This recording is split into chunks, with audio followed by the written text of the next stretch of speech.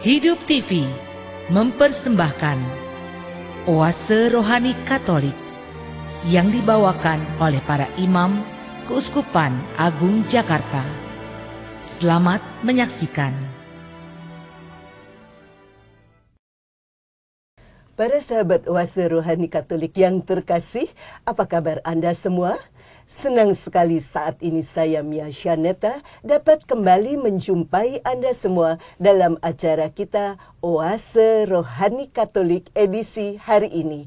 Telah hadir bersama saya di studio narasumber kita bersama. Beliau adalah Romo Wisnu Agung MSc atau akrab disapa Romo Wisnu. Selamat datang Romo Wisnu. Selamat Ibu Syahadat.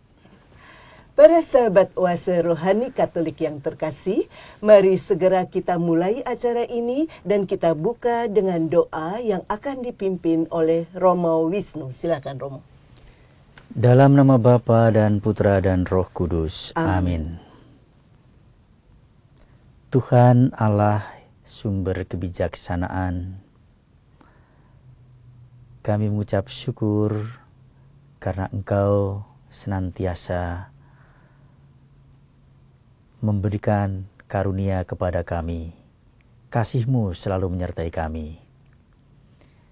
Ajarilah di hari ini kami untuk hidup bijaksana, dan semoga hari ini menjadi hari yang penuh berkat, dan semoga kami tidak menyakiti hati sesama, tidak menuntut di luar kemampuan sesama kami, dan kami mampu untuk melayani dan menghormati mereka. Berkatilah ya Tuhan, semoga hari ini menjadi penuh berkat. Demi Yesus Kristus Putra-Mu Tuhan dan Juru Selamat kami, yang hidup dan berkuasa bersama Dikau dalam persekutuan Roh Kudus Allah sepanjang segala masa. Amin. Para sahabat Oase Rohani Katolik yang terkasih, pada hari ini saya akan membacakan bacaan dari kitab Putra Sirat bab 1 ayat 1 sampai 4, bab 6 ayat 8 sampai 10. Segala kebijaksanaan berasal dari Tuhan dan ada padanya selama-lamanya. Siapa dapat menghitung pasir di pantai, titik-titik air hujan, atau hari-hari segala abad? Siapa dapat menduga tingginya langit, luasnya bumi, dalamnya samudra, atau dalamnya kebijaksanaan? Kebijaksanaan diciptakan sebelum segalanya, dan pengertian yang arif sejak dahulu kala. Kepada siapakah pangkal kebijaksanaan telah disingkapkan, dan siapakah mengenal segala akalnya? Hanya satu yang bijaksana, teramat menggetarkan, yaitu yang bersemayam di atas singgasananya. Tuhan sendirilah yang menciptakan kebijaksanaan.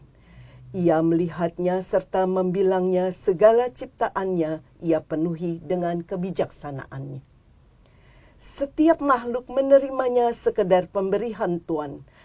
Ia membagikannya kepada orang yang mencintainya. Demikianlah sabda Tuhan. Syukur kepada Allah.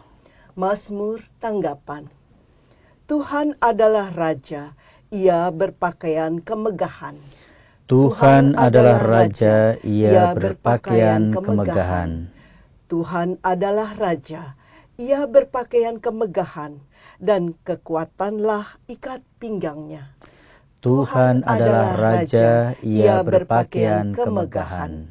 Sungguh telah tegaklah dunia, tidak lagi goyah. Tahtamu tegak sejak dahulu kala, dari kekal engkau ada. Tuhan adalah Raja, ia berpakaian kemegahan.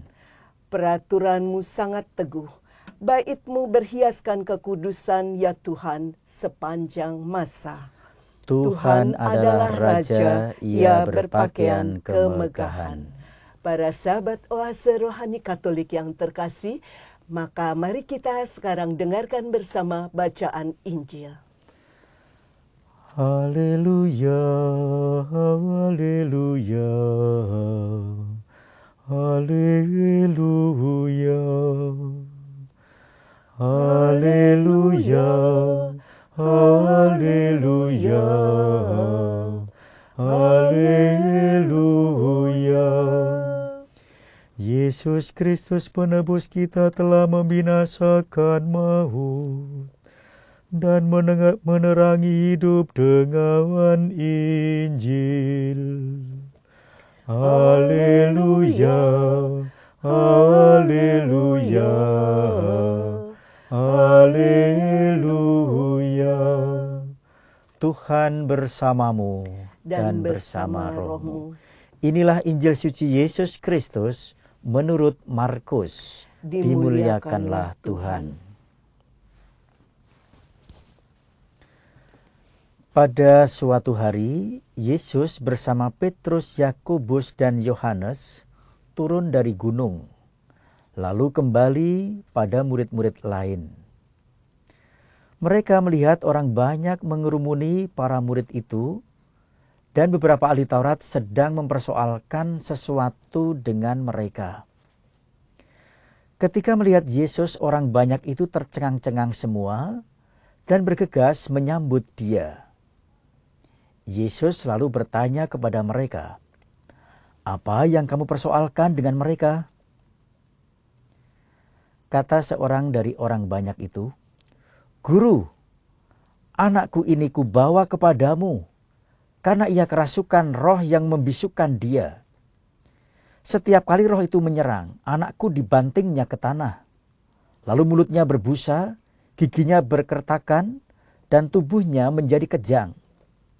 Aku sudah minta kepada murid-muridmu supaya mengusir roh itu, tetapi mereka tidak dapat." Maka kata Yesus kepada mereka, "Hai kamu angkatan yang tidak percaya, berapa lama lagi aku harus tinggal di antara kamu? Berapa lama lagi aku harus sabar terhadap kamu? Bawalah anak itu kemari." Lalu mereka pun membawa kepada Yesus. Dan ketika roh itu melihat Yesus, anak itu segera diguncang-guncangkannya. Dan anak itu terpelanting di tanah dan terguling-guling sedang mulutnya berbusa. Kemudian Yesus bertanya kepada ayah anak itu, "Sudah berapa lama ia mengalami ini?" Jawabnya, "Sejak masa kecilnya. Seringkali roh itu menyeretnya ke dalam api ataupun ke dalam air untuk membinasakannya. Sebab itu, jika engkau dapat berbuat sesuatu, tolonglah kami dan kasihanilah kami." Jawab Yesus, "Katamu jika engkau dapat, tidak ada yang mustahil bagi orang yang percaya." Segera ayah anak itu berteriak, "Aku percaya, tolonglah aku yang kurang percaya ini."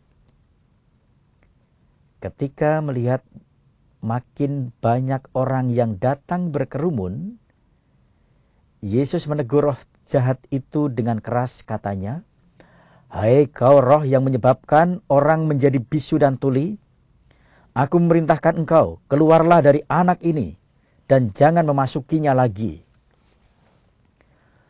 Lalu keluarlah roh itu sambil berteriak dan menggoncang-goncangkan anak itu dengan hebatnya.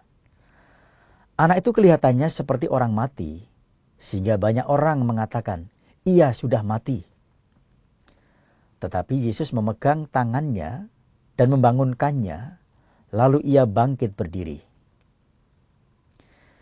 Ketika Yesus sudah di rumah dan murid-muridnya sendirian dengan Dia, bertanyalah mereka, "Mengapa kami tidak dapat mengusir roh itu?" Yesus menjawab, "Jenis ini tidak dapat diusir kecuali dengan berdoa." Demikianlah Injil Tuhan. Terpujilah Kristus. Para sahabat Oase Rohani Katolik yang terkasih, mari segera kita mulai perbincangan kita. Ya, Romo Wisnu, di sesi 1 ini hal-hal penting apa yang Romo rasa perlu untuk disampaikan? Bacaan diambil dari Kitab Putra Sirak. teks ini atau kitab ini adalah salah satu dari 5 kitab kebijaksanaan Deuterokanonika, yakni bersama dengan Ayub, Amsal, Pengkhotbah, kebijaksanaan Salomo, dan kebijaksanaan Putra Sirak atau biasa disebut Putra Sirak atau hanya Sirak begitu. Nah, namanya kitab kebijaksanaan memang isinya tentang ajaran-ajaran mengenai kebijaksanaan dalam hidup. Nah, ini oleh gereja Katolik dan gereja Kristen Ortodoks dimasukkan ke dalam daftar kanon kitab suci, sedangkan di kalangan Kristen Protestan tidak dimasukkan. Karena itu disebut kitab Deuterokanonika. Nah, kembali kepada kitab Putra Sirak ini bab 1 ini adalah prolog dari seluruh kitab Putra Sirak ini, di mana kebijaksanaan yang mau diajarkan itu mengenai orang tua, sikap orang tua terhadap anak, dan anak terhadap orang tua, sikap laki-laki dan juga perempuan, dan juga kemasyarakatan. Ini adalah prolog dari kitab kebijaksanaan yang mengajarkan kebijaksanaan itu sendiri. Nah, kebijaksanaan tadi disampaikan oleh Yesus bin Sirak, penulis kitab.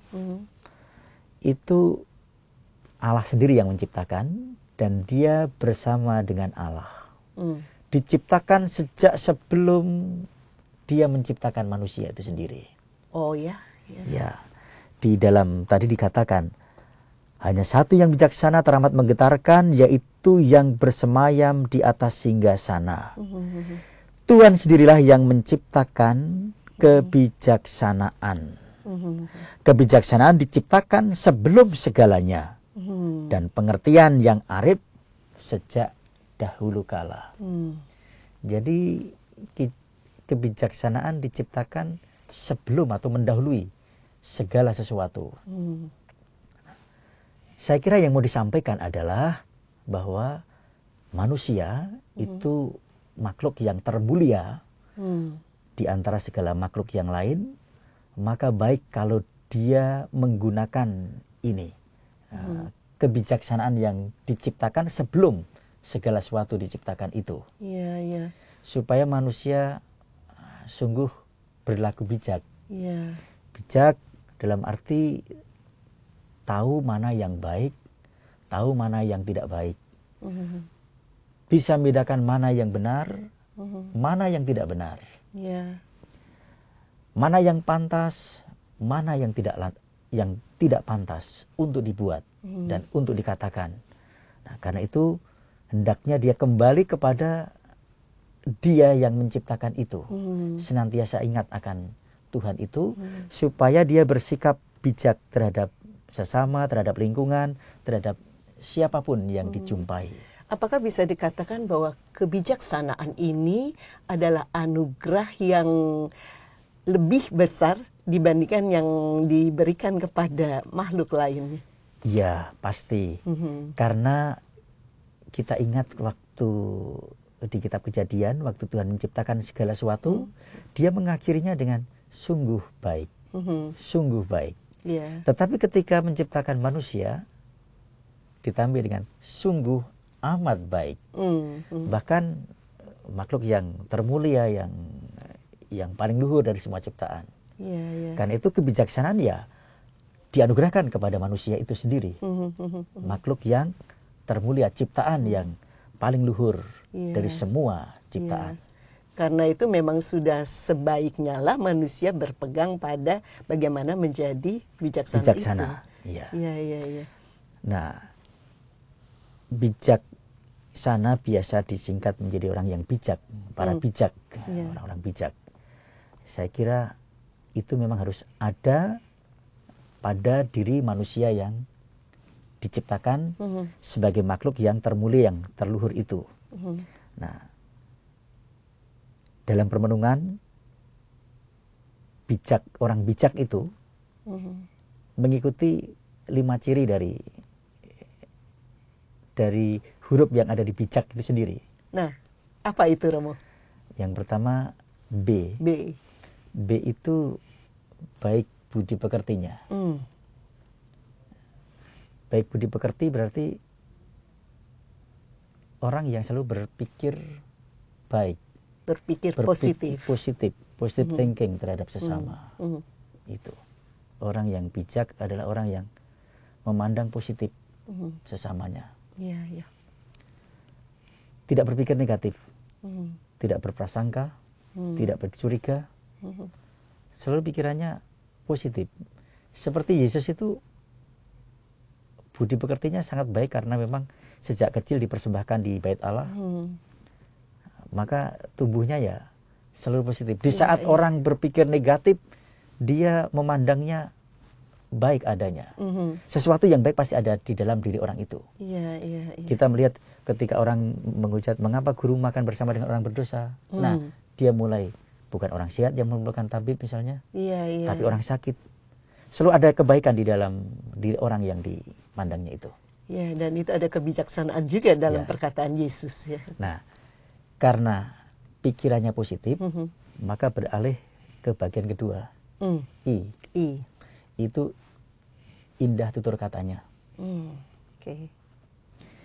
Indah tutur katanya bukan berarti kita pandai merangkai kata-kata seperti orang berpuisi.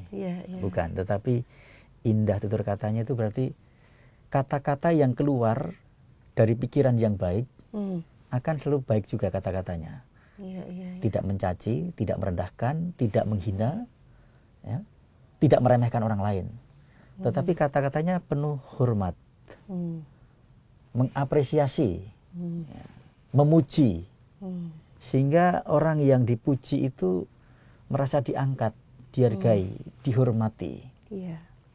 Itu. Jadi budi pekerti yang baik akan menghasilkan kata-kata yang baik, yang indah itu. Nah, lalu orang bijak ditandai juga ciri yang ketiga C, itu jujur. Sekarang langka cari orang jujur. Ya. Banyak pembohong, banyak penipu ya. Nah, jujur berarti apa adanya. Tidak menutupi kesalahan. Kalau ya ya ya, kalau tidak ya tidak. Kata-katanya tidak mengelabui, perbuatannya juga tidak menipu. Itulah orang jujur. Mengatakan yang sebenarnya. Berbuat yang semestinya. Itulah orang jujur. Semua orang bijak itu jujur. Ya. Walaupun acap kali juga ada konsekuensinya. Ada konsekuensinya. Itu, ya. Konsekuensi dari jujur itu kadang-kadang melawan arus soalnya. Gitu. Di saat semua ya pengennya itu tapi salah, tapi dia melawan arus, nggak tidak bisa. Akhirnya konsekuensinya dikucilkan malah, atau dipandang sebagai sok, jaim lah kata-kata dan seterusnya gitu. Tapi selalu membawa konsekuensi memang. Konsekuensinya kadang-kadang sakit juga, tetapi apabila kita bertahan pada kejujuran, tentu akan menyingkapkan kebenaran juga pada akhirnya. Jadi itu tetap dengan segala konsekuensinya jalankan saja. Jalankan saja. Rasanya juga tidak mudah ya Mo ya. Iya. Memang agak susah karena ya tadi saya katakan cari orang jujur sekarang susah, langka gitu. Lalu orang yang bijak itu punya ciri yang keempat, itu aman. A itu aman. Aman itu maksudnya adalah kehadiran orang yang bijaksana, orang bijak itu akan menciptakan rasa aman. Hidupnya tidak menjadi beban, hidupnya tidak mengancam, tetapi memberikan rasa aman dan ketenangan, kelegaan. Itu. Yesus itu setiap kali kemanapun banyak orang mencari dia. Bahkan bacaan di hari Sabtu kalau tidak salah, di salah satu bacaan di Injil Markus, ketika Yesus mengutus para murid berdua-dua, lalu mereka kembali kepadanya setelah dari pastoral. Pastoralnya adalah untuk orang sakit, mengusir setan, mereka diberi kuasa, lalu mereka dengan bangga melaporkan. Lalu Yesus mengajak mereka, yuk kita istirahat sejenak, kita ke tempat yang sunyi. Kita ke tempat sunyi itu. Dan sebelum mereka sempat beristirahat, ternyata tujuan mereka diketahui oleh orang banyak. Dan orang banyak pun mendahului mereka. Dan ketika melihat kerumunan orang banyak, Yesus tidak lantas mengatakan, kamu mengganggu saja, enggak. Kenapa kamu mencari aku? Enggak juga. Tetapi tergerak hatinya oleh rasa belas kasih dan ya dia melupakan, kata bukan melupakan ya, tapi mengabaikan niatnya untuk menyendiri tadi itu, muridnya. Untuk beristirahat tadi itu. Tetapi ketika melihat kerumunan orang banyak, hatinya lebih terarah dan memberikan kelegaan, rasa aman kepada mereka itu. Karena mereka seperti domba tanpa gembala. Nah itulah rasa aman. Memberikan rasa aman. Kemudian yang terakhir adalah K. K itu kasih. Orang bijak itu orang yang penuh kasih. Orang yang tahu mengasihi. Orang yang tahu berbagi. Karena kasih pada dasarnya adalah berbagi. Kasihkan ke dia. Gitu. Orang memberi karena kasih. Gitu. Orang yang mengasihi. Berarti orang yang tidak acuh tak acuh terhadap sesamanya. Orang yang peduli. Orang yang mengerti. Itulah kasih. Nah, kelima ciri dari bijaksana ini hendaknya memang dapat menjadi bekal bagi kita sebagai umat beriman supaya menjadi orang bijak. Dan ini memang lima-limanya indah sekali, walaupun rasanya tidak mudah untuk diterapkan ya Romo. Betul. Ada baik budi pekerti, indah tutur katanya, nah juga ada jujur sehingga memberikan rasa aman pada orang lain, dan juga ada rasa kasih. Rasa kasih. Ya, ini kalau bisa nerapin ini luar biasa ya Romo. Memang. Romo, kalau Romo bisa terangkan, dari ini kan intinya kebijaksanaan ya pada dasarnya. Bagaimana kita mengkaitkannya dengan yang Ardas, tahun Ardas sekarang, yang mari amalkan Pancasila, kita berhikmat, bangsa bermartabat. Nah, bagaimana tanggapan Romo tentang slogan yang diberikan ini? Ya, kita berhikmat, bangsa bermartabat. Hikmat itu ada kaitannya dengan kebijaksanaan itu. Hikmat kebijaksanaan bisa disambung. Nah, saya kira kelima ciri tadi itu akan membantu kita untuk berhikmat. Kalau orang budi pekertinya baik, budi pekerti baik selalu kelima ciri tadi itu bukan ditujukan hanya untuk diri sendiri. Tetapi selalu ada kaitannya dengan sesama, dengan ada kaitannya dengan orang lain, karena kita hidup bersama dengan orang lain, gitu. Jadi kita tidak diajarkan untuk hidup untuk diri sendiri, tetapi kita hidup dalam keberagaman, dalam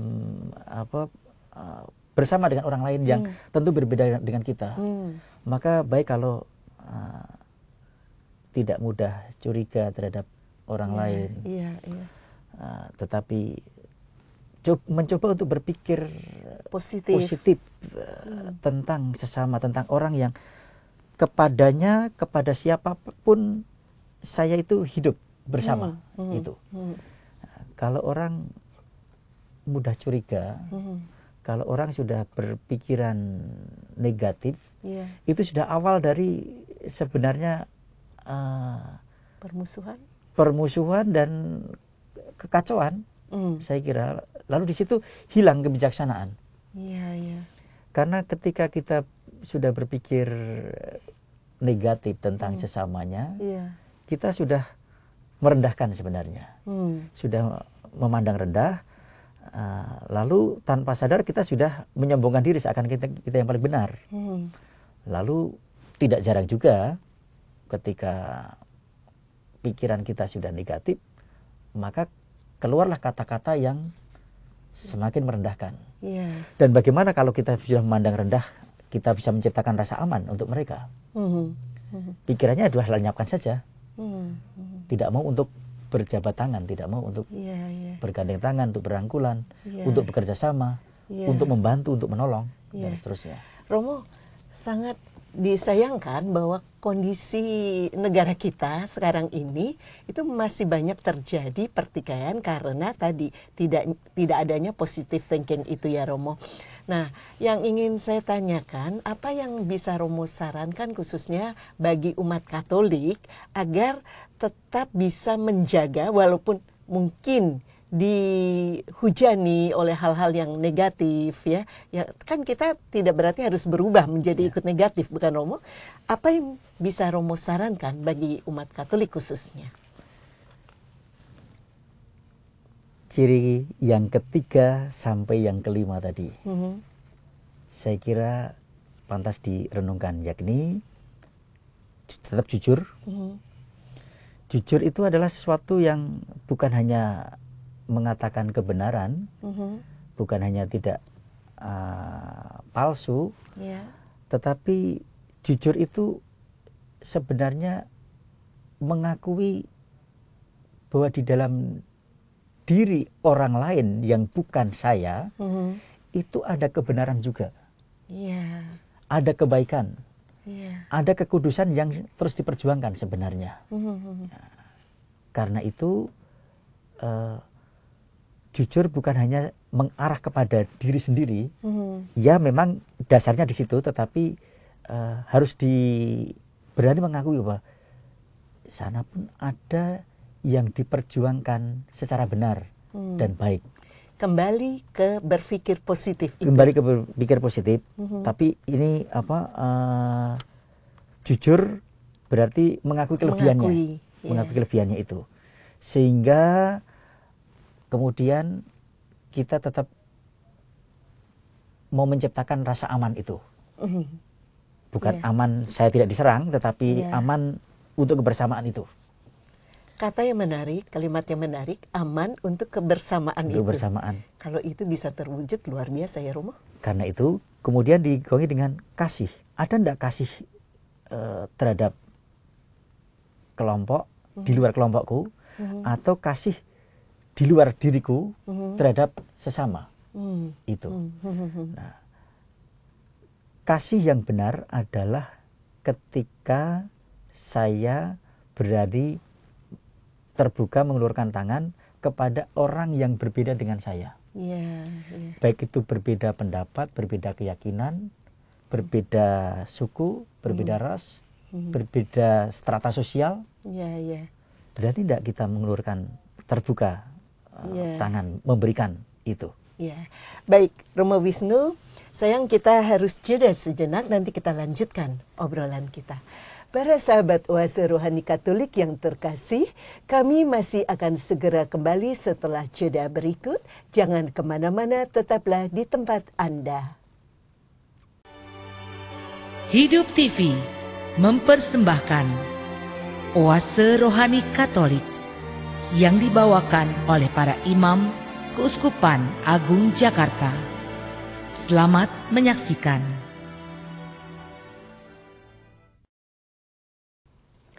Para sahabat Oase Rohani Katolik yang terkasih, terima kasih masih bersama kami di acara Oase Rohani Katolik edisi hari ini. Masih bersama dengan Romo Wisnu Agung MSc dan saya Mia Shaneta. Bagi Anda yang ingin menyampaikan saran atau pertanyaan, kami persilakan untuk menghubungi kami di nomor telepon 0882 901 90900 atau dapat juga menghubungi kami di alamat email kami orkkaj@yahoo.com. Ya, Romo Wisnu, mari kita lanjutkan perbincangan kita. Di sesi kedua ini, Romo, hal-hal menarik apakah yang ingin Romo sampaikan? Ya, dalam Injil Markus yang kita dengarkan tadi, Yesus mengusir roh jahat yang merasuki seorang anak, ya, di mana roh jahat itu membuat si anak ini bisu. Dan seringkali roh itu membawa anak ini ke api atau ke air untuk membinasakannya. Nah, tentu ayah dari anak ini sudah berusaha kemana-mana, bahkan tadi diceritakan mengantarkannya ke murid-murid Yesus. Tetapi ternyata murid-murid Yesus gagal untuk mengusir roh itu. Lalu ketika Yesus turun dari gunung bersama 3 murid, Yakobus, Yohanes, dan Petrus, orang banyak yang mengurumuni anak ini tercengang. Lalu Yesus mulai bertanya, apa yang kalian perbincangkan? Lalu mereka berkata, ini ada anak kerasukan roh jahat. Mereka sudah membawa kepada murid-muridmu, tetapi mereka tidak dapat. Yesus mulai marah. Kemarahannya rupanya dan kekecewaannya itu ditujukan kepada orang-orang Farisi, karena di situ ada orang-orang Farisi, termasuk juga murid-muridnya. Berapa lama lagi, hai angkatan yang tidak percaya, aku harus ada bersama dengan kamu. Berapa lama lagi saya harus sabar terhadapmu. Bawalah anak itu kemari. Lalu Yesus mulai bertanya, sudah berapa lama? Bapaknya yang tampil. Sejak dari kecil. Lalu diceritakan bla bla bla. Terus bapak rupanya ada keraguan. Berkata kepada Yesus, karena itu jika engkau dapat berbuat sesuatu, nah, jika engkau dapat, itu menunjukkan keraguan sebenarnya. Keraguan, Yesus diragukan itu. Karena itu Yesus kemudian mengatakan, katamu jika aku dapat, ini kesal ini, Yesus jelas ungkapan ini kesal. Katamu jika aku dapat, tidak ada yang mustahil bagi orang yang percaya. Lalu cepat-cepat bapak ini meralat ucapannya, Tuhan aku percaya, tolonglah aku yang tidak percaya ini. Dan ternyata Yesus mengadik roh itu, lalu roh itu keluar. Nah, sebentar. Ketika Yesus sendirian di rumah, ketika tinggal bersama 12 muridnya, lalu murid-muridnya bertanya, mungkin juga dengan ada protes, kenapa kami tidak mampu mengusir roh jahat seperti ini? Lalu Yesus berkata, jenis ini hanya bisa diusir dengan berdoa. Dengan kalimat ini, saya menduga, saya bermenung bahwa murid tidak berdoa. Para murid kurang berdoa. Maksudnya kurang mengandalkan dari kuasa Allah Bapa. Atau mungkin juga keliru dalam doa. Makanya itu permenungan kita dilihat dalam perikop ini ada 2, yakni soal iman dan doa. Nah, saya melihat ada dari Injil Markus yang kita dengarkan tadi, ada 4 jenis iman. Yang pertama, iman yang mati. Iman yang mati ya pada orang yang kerasukan roh jahat tadi itu. Itu tidak ada iman mati. Karena itu roh bisa masuk ke dalam diri orang itu. Tidak ada iman. Jadi iman mati. Iman yang mati berarti sudah tidak percaya apapun. Apatis. Tidak percaya. Lalu di tempat seperti itulah sebenarnya kuasa roh jahat berada, merajalela. Bahkan tadi luar biasa ya, si orang ini sejak masa kecilnya sudah dikendalikan hidupnya oleh si kuasa roh jahat ini. digoncang-goncangkan, Yeah. dibawa ke dalam api, dibawa ke dalam air, Yeah. ya, dihempaskan, dibanting, Yeah. itu. Jadi dia berada di dalam kuasa kegelapan itu, kuasa roh jahat itu. Itulah iman yang mati, maka mudah dimasuki. Atau sebenarnya tiadanya iman akan membuat kuasa roh jahat merajalela. Yang kedua adalah iman setengah hidup. Saya tidak katakan setengah mati. Setengah mati berusaha setengah mati ya, gitu. Tapi iman setengah hidup, maksudnya ada iman tetapi hanya setengah lah gitu. Iya, iya. Dan itu justru ada di dalam diri para murid. Iya. Dan orang-orang Farisi. Artinya orang-orang Farisi memang juga suka mendengarkan Yesus juga. Di antara mereka pun juga ada yang percaya. Tapi tidak yakin. Ada yang sama sekali tidak percaya juga. Nah, para murid ini hari-hari kan bersama dengan Yesus. Iya. Diajari berdoa. Melihat apa yang Yesus buat. Dan oleh penginjil Markus, berapa kali Yesus mengatakan kepada para murid dengan nada marah. Atau sudah degilkah hatimu? Baru saja Yesus memberikan makan 5.000 orang, hanya dengan 5 roti.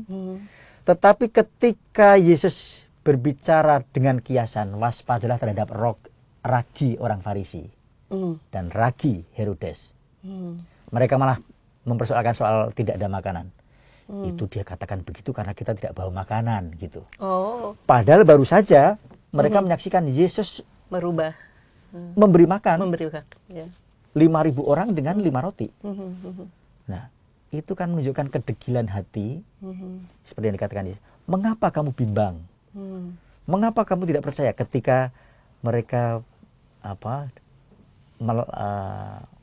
berada di dalam perahu dan diumbang-ambingkan oleh angin taufan? Mereka ketakutan. Lihat Yesus masuk di perahu. Pertama yang peristiwa pertama, Yesus ada tapi tidur. Lalu Yesus, mengapa kamu bimbang? Tidak percaya. Inilah iman yang setengah. Tidak penuh. Tidak utuh. Akibatnya, kalau orang beriman setengah-setengah, maka dia juga kurang berdoa pasti. Gitu ya, Romo? Kurang yakin dalam doanya. Itu. Itu akan berimbas ke situ. Dan karena itu juga mereka tidak mampu untuk menguasai roh jahat yang merasuki orang tadi itu. Itulah iman setengah hidup, saya katakan. Setengah hidup. Lalu yang ketiga, iman yang diperbarui. Lewat bacaan ini tadi ya. Iman yang diperbarui. Itu nyata dari ayah dari orang yang kerasukan roh jahat tadi itu. Pertama-tama memang dia kurang percaya, dia ragu, mungkin karena dia sudah putus asa, sudah membawa kepada murid-murid, tapi nggak bisa. Duh, jangan-jangan begitu. Jadi iman itu sudah ada, tapi tergerus oleh kenyataan pahit itu. Sampai akhirnya, jika engkau dapat berbuat sesuatu, meragukan kan? Tetapi ketika Yesus berkata, katamu jika aku dapat, tidak ada yang mustahil bagi orang yang percaya. Dengan kata lain, memang Yesus menangkap bahwa... Nah, Yesus ingin, aku mau melepaskan ini kalau kamu percaya. Sebenarnya gitu. Kau percaya enggak? Gitu. Maka kemudian dia memperbaharuinya. Tuhan, aku percaya. Tolonglah aku yang tidak percaya ini. Dia akhirnya benar-benar tulus menyerahkan semuanya. Tuhan, aku percaya. Dia meralatnya. Inilah dia memperbarui imannya. Dari keraguan, sepenuhnya Tuhan serahkan padamu. Berserah diri. Berserah diri. Dan ketika si ayah dari orang yang kerasukan ini mulai berserah diri dan percaya penuh, Yesus baru bertindak. Hai, roh jahat, engkau yang membuat orang menjadi tuli dan bisu. Keluarlah daripadanya. Benar.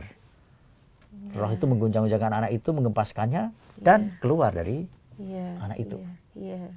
Disinilah kita memang perlu memiliki iman yang terus-menerus diperbarui. Nah, buah dari iman yang diperbarui adalah iman yang sempurna. Yang keempat. Iman yang sempurna. Iya. Iman yang sempurna adalah iman yang tidak ada keraguan sedikit pun terhadap Tuhan. Menyerahkannya kepada penyelenggaraannya. Dan di dalam Injil Markus juga, iman yang sempurna ini sangat dipuji oleh Yesus. Kita melihat beberapa contoh misalnya. Yairus, kepala rumah ibadat, anaknya sakit keras. Hampir mati. Dia datang kepada Yesus dan berkata, Tuhan, letakkanlah tanganmu atasnya. Supaya dia tetap hidup. Yesus karena melihat tidak ada keraguan dalam diri Yairus, ya dia berjalan. Ikut. Tapi di tengah jalan, ternyata ada orang perempuan yang sakit pendarahan. 12 tahun. Sudah kemana-mana, dihabiskan hartanya untuk mengobati, nggak sembuh-sembuh, malah semakin parah. Lalu dia telah mendengar tentang Yesus. Pas kesempatan, dia melihat. Tapi karena orang banyak, dia tidak bisa menjangkau. Maka, asalku jamah saja jubahnya, aku sembuh. Itu juga kepercayaan. Ini satu iman yang luar biasa, sempurna. Betul. Karena apapun yang melekat pada Yesus, hanya menjamah jubahnya saja, aku sembuh. Dan ternyata terjadi demikian. Nah, Yesus pun akhirnya juga berkata, imanmu telah menyelamatkanmu. Gitu kan? Nah, kemudian menjalankan perjalanan ke rumah Yairus, tiba-tiba datang dari rumah Yairus, anakmu sudah mati. Untuk apa membuat repot guru ke sini? Sudahlah. Yairus pun tetap rupanya tidak terpengaruh. Dan Yesus pun juga berkata, jangan takut, percaya saja. Dan Yairus semakin percaya dan membiarkan Yesus tetap berjalan bersama dia menuju rumahnya. Dan terjadilah anaknya. Kalau imannya setengah-setengah, tentunya dia tidak akan membawa Yesus ke sana. Kayak betul ya Romo. Itu. Rasanya. Jadi karena iman sempurna adalah tidak ada keraguan sedikit pun, maka terjadilah mukjizat itu. Romo, dari 4 jenis iman ini, yang sebetulnya yang paling menakutkan adalah iman yang mati ya. Iman yang mati karena... Cuman saya agak ingin bertanya Romo. Tadi orang yang kemasukan kerasukan roh jahat ini, itu kan sudah dialami sejak kecil. Nah, sebetulnya apa kira-kira yang membuat anak kecil itu mati imannya gitu loh Romo, sehingga bisa tadi di situ iblis berperan. Apakah karena ada yang kurang yang dilakukan sebagai orang tua atau seperti apa Romo? Saya kira karena anak kecil itu masih bergantung pada orang tua, ya orang tuanya yang berperan membuat iman si anak mati. Mungkin tidak diperkenalkan dengan nilai-nilai keimanan pada saat itu, tidak pernah diajari untuk mengenal Tuhan, dan seterusnya, sampai akhirnya lumpuh dalam hidupnya. Sejak kecil sudah dikuasai orang jahat. Jadi itu pentingnya juga pendidikan. Pendidikan sejak dini. Nah, seperti Tuhan Yesus kan juga dibawa ke bait suci, itu di usia dini 8 hari sudah dibawa ke bait Allah. Tiap tahun juga dibawa ke bait Allah, sampai dia akhirnya tertinggal di bait Allah juga kan. Dan sebetulnya tindakan untuk membawa Yesus atau membawa anak kita menyerahkan pada Allah itu sebagai satu wujud juga iman yang sempurna tadi ya. Untuk melatih supaya orang itu memiliki iman, belajar mengenal Tuhan dan sesamanya itu. Gitu. Ya. Nah, Romo kan tadi juga disebutkan iman yang mati ini bisa diperbarui. Tapi tentu syaratnya kalau orangnya mau ya Romo ya. Nah, bagaimana sekarang Romo kalau kita bertemu dengan ya mungkin orang-orang di sekeliling kita nih yang agak menolak diperbaharui ini. Nah, kan di lain pihak kita juga melihat kasihan juga gitu loh Romo. Apa sih yang bisa kita lakukan sebaiknya Romo? Yang bisa kita lakukan ya terus-menerus mendampinginya. Artinya kita menunjukkan nilai-nilai keimanan kita, kepercayaan kita. Kalau orang tidak bisa dipaksa, tidak bisa mau percaya, mau apa lagi. Tapi paling tidak kita menunjukkan bahwa, yo, saya percaya dengan cara ini, saya gembira, saya kuat. Saya dengan kepercayaan saya ini, saya benar-benar ini merasa diberkati, tidak takut dan seterusnya. Memberikan contoh nyata Memberikan dalam contoh hidup. nyata dalam hidup. Itulah yang disebut kesaksian sebenarnya. Kesaksian tentang iman kita. Bahwa ya dengan beriman seperti ini, saya gembira, saya mendapatkan banyak karunia, banyak kebaikan dan seterusnya. Itu. Ya, karena memang juga tidak baik kalau kita hanya masa bodoh dan mendiamkan gitu ya Romo. Itulah yang sebenarnya dibilang iman lalu hendaknya turut memperkembangkan yang lain dalam kebersamaan. Orang beriman itu termasuk orang yang bijak sebenarnya adalah yang selalu peduli dengan sesamanya. Jadi iman itu hanya diwujudkan dalam kesaksian hidup itu sendiri gitu. Sehingga soal orang nanti mau diperbaharui atau tidak, ya kemudian menjadi tanggung jawabnya pribadi juga karena dia juga seorang pribadi yang punya kebebasannya. Tapi paling tidak bahwa saya sebagai orang beriman, saya menyatakan iman saya lewat tindakan perbuatan saya itu. Itulah yang kemudian disebut kesaksian iman. Itu. Dan ini mengacu ke tadi ya, bagaimana seseorang bisa jujur menunjukkan keimanannya dengan harapan orang lain akan mendapatkan dampak positif dari itu. Gitu ya Romo ya. Ya, ini menarik loh Romo. Lalu saya juga ingin tanya seberapa mungkin Romo bisa berikan contoh-contoh dalam kehidupan Romo sehari-hari dengan umat tentang dahsyatnya iman yang diperbaharui ini Romo. Contoh-contoh apa yang membuat seseorang itu yang tadinya ini merasa dengan diperbaharui itu dia menjadi sosok yang lain, pribadi yang lebih positif. Ya, saya punya teman di Bersering ini. Dia dulu dukun. Dukun dalam arti negatif. Artinya dia suka untuk dipakai orang untuk misalkan menenung orang, mencederai orang, gitu ya. Seperti itu. Nah, pertobatannya diawali dengan setiap kali dia rumahnya itu memang dekat gereja Katolik sebenarnya. Rumahnya dekat gereja Katolik. Dan mau tidak mau dia kalau mau pergi mesti melewati gereja Katolik. Nah, kebetulan gereja itu pintu depannya itu disertai dengan jendela nako gitu.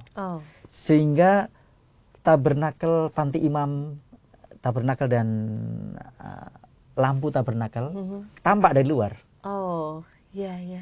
Nah, dia bercerita, setiap kali saya melewati gereja itu dan melihat lampu menyala itu, lampu merah menyala itu, saya kok seperti gemetar, kadang kejang, seperti berat sekali mau melangkah. Itu berawal dari situ. Akhirnya dia berpikir, apa itu ya yang membuat saya kejang itu apa ya? Gitu. Nah, akhirnya dia mencoba untuk melepaskan kekuatan-kekuatan jahatnya itu loh. Kekuatan-kekuatan paranormal yang biasa dipakai untuk yang negatif tadi itu. Dia coba untuk lepaskan. Ketika dia mencoba melepaskan, loh kok lain. Setiap kali masuk melewati tempat itu, loh jadi ringan. Tetapi dia semakin tertarik pada tabernakel itu. Iya. Dia bertanya Ada apa? Ada apa sebenarnya di situ gitu loh. Akhirnya dia belajar untuk menjadi Katolik. Oh, ya. Dan akhirnya dia berkata, setelah belajar itu, semakin saya memandang salib itu, semakin saya merasa dikasihi oleh Tuhan. Ya. Semakin saya memandang roti itu, hosti itu, ya katakan, semakin bahwa Yesus sungguh mencintai saya. Iya. Dan Yesus menyapa dengan cara yang luar biasa. Luar biasa. Dia betul lepaskan semua kekuatan yang tadinya dipakai untuk hal yang negatif tadi itu. Iya. Nah, kemudian dia dibaptis, lalu menjadi aktivis. Nah, tapi kebiasaan untuk hal yang tadi, yang buruk tadi, mengirim tenaga energi negatif tadi itu, diganti dengan energi positif. Oh. Karena dia sudah yakin, maka dia kalau ada orang-orang yang katakanlah kena sesuatu, dia doakan, dan dia rezeki dengan air suci, air berkat. Dia yakin, ini air Paskah di mana dirayakan pada saat Yesus itu bangkit, mengalahkan maut. Dia pakai itu. Untuk memerciki itu. Untuk memerciki, untuk entah diminumkan, entah dioleskan, atau direcikan. Nah, seperti itu. Dan itu dampaknya luar biasa, berbalik ya, Romo? Berbalik. Gitu. Nah, bagaimana dengan orang-orang Katolik nih sekarang, Romo, yang masih suka ke dukun?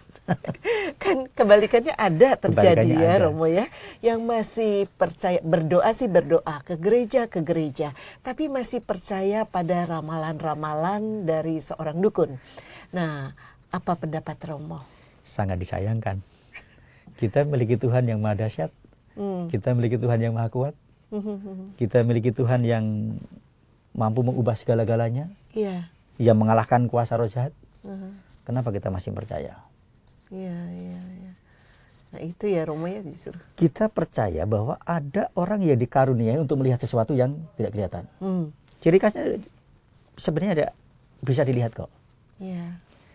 Kalau orang menggunakan karunia-Nya itu untuk merugikan orang lain, mencederai seperti dukun tadi yang pada awalnya, ya itu jelas tidak perlu dipercayai.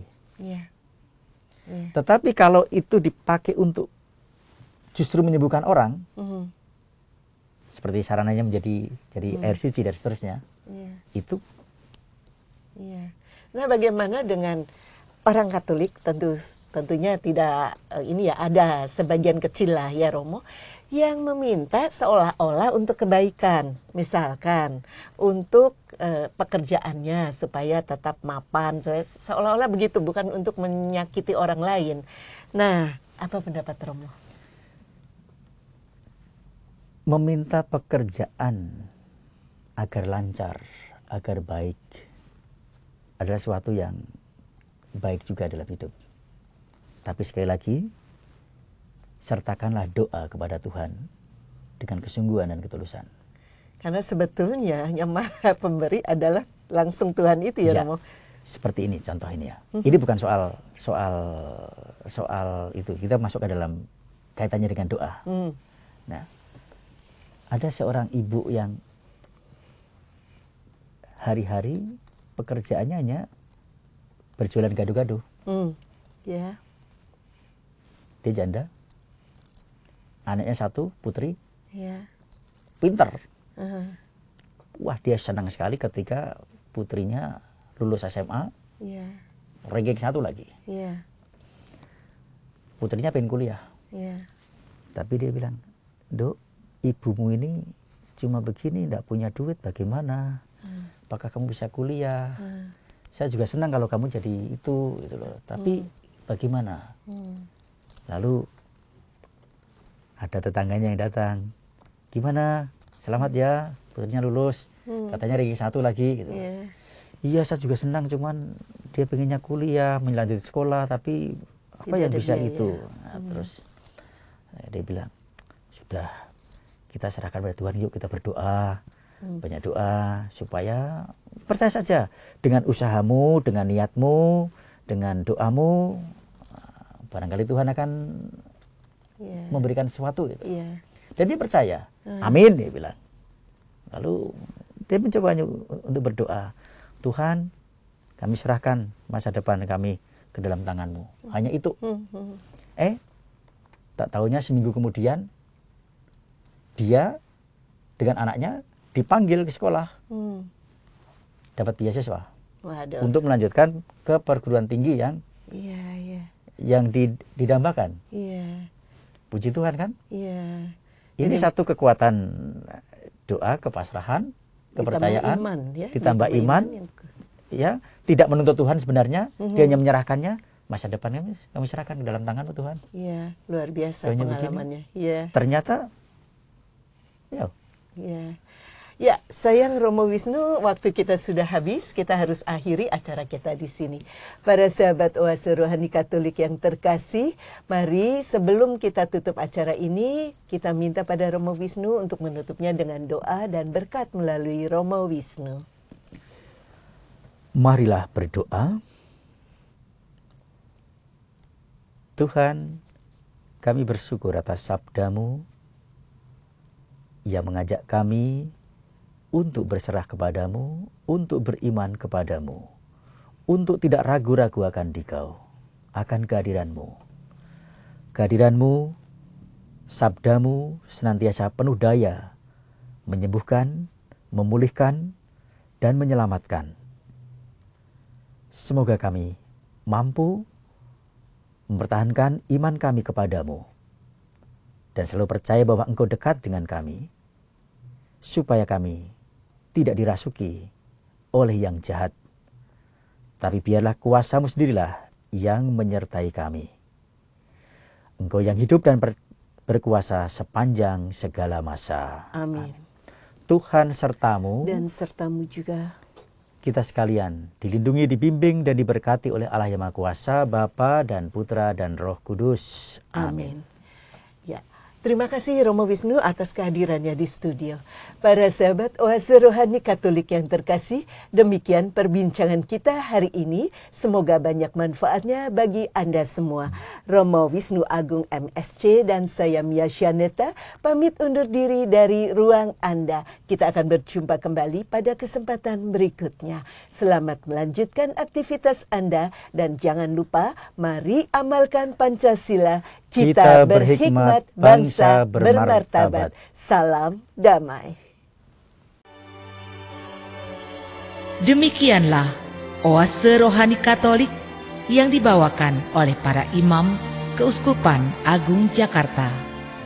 Tuhan memberkati.